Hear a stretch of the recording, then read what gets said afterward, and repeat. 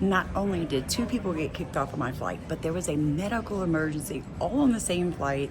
You're not gonna believe this story. And just so you guys know, there's an unlikely hero that you'll find out about at the end. Hello everybody and welcome back to Star Key Forum Says. So while flying on Southwest today to Seattle on our first flight leaving New Orleans, within the first 5 minutes we knew we were gonna have an issue. So they closed the door of the plane, you guys. As soon as that door is closed, a lady in the back had an issue with a gentleman sitting beside her. And so she begins to say, oh, I'm really sick, you don't want to sit here. But see, we had a totally full flight, so there was nowhere else for him to go. So what does she do?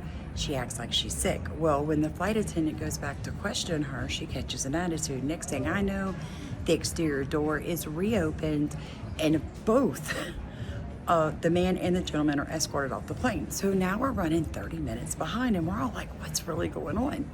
They reshut the door, they fix everything, flight takes off. We're not up in the air 15 minutes. The seatbelt sign hasn't even gone off yet. And we hear this. If there is a doctor on board the plane, please could they make themselves known to cabin crew. Now, if you've ever been in a situation where when you're on the flight and you hear, is there anybody with medical experience on the flight? You already know. So imagine this. Stephen and I are sitting in the very front row on the Southwest flight. About 6 rows behind us is the medical emergency. About 20 rows behind that, our oldest son and our youngest daughter happen to be sitting. Here's the thing. Our oldest son is a trained combat medic for the Army National Guard. So he's in, full camo, sitting back there. They come over the speaker. She looks at me and my husband because she sees us look at each other and we went, just ask for Samuel. So she goes, Samuel, come to the front. So here comes my son. Now at this point, you've got a crowd all around the gentleman who's having the medical emergency. So my son, gets through everyone very politely. He bends down. He's like, I need your blood pressure cuff. So they go get a stethoscope and a blood pressure cuff. Now, the first blood pressure cuff they brought him was one of the ones that needs batteries, and it was not. The batteries were dead. It didn't work. So they bring him the old pump kind, right? So at this point, they're on the phone talking to doctors. Did you know that planes can talk to doctors on the ground? A couple of you guys tagged me in this video because you want to know what those plugs are. They're actually used for the flight attendants to plug a headset in the event of a medical emergency on board so that they can talk to someone on the ground called StatMD. StatMD is comprised of doctors and nurses who can get information about the person who's having a medical issue on the flight and give some advice, like do we need to land? The reason you may not have seen those plugins before is because they can be located at different spots on different aircraft types. Like on the Boeing 737, they're in our overhead compartment, right here. On our plane, the headset's located in the front and has a super long cord so that when you plug it in at mid-cabin, you can reach pretty much anywhere on the aircraft. Once the headset's plugged in, to get StatMD on the line, the pilots contact dispatch and AirRink, and then we set up the comm panel. Don't forget to ask me your other aviation questions in the comments.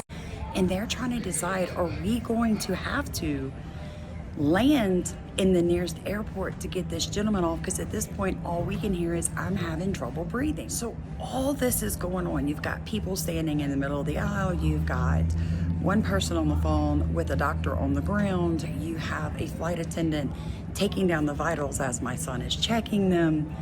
All this is going on. And then I see oxygen coming and I'm like, oh, this is probably not good.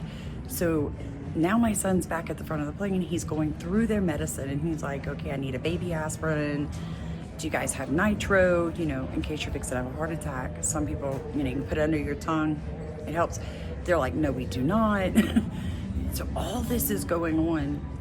And my son says to the gentleman that had been sitting to the person having the medical emergency, will you swap seats with me so I can sit beside him?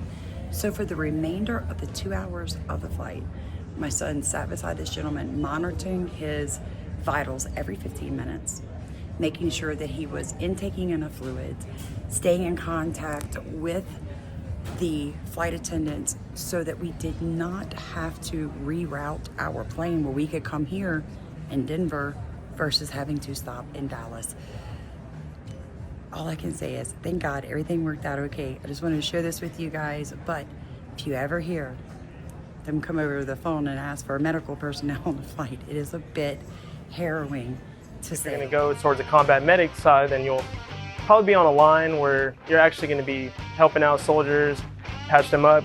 So as a soldier working as a 68 Whiskey inside of urgent care clinic, the majority of it feels more like civilian work until we get tasked out to do field work exercises or certain competitions or train-ups to where we can actually focus and hone in our skills as soldiers. So like, comment, and subscribe. Row in our boat, you guys.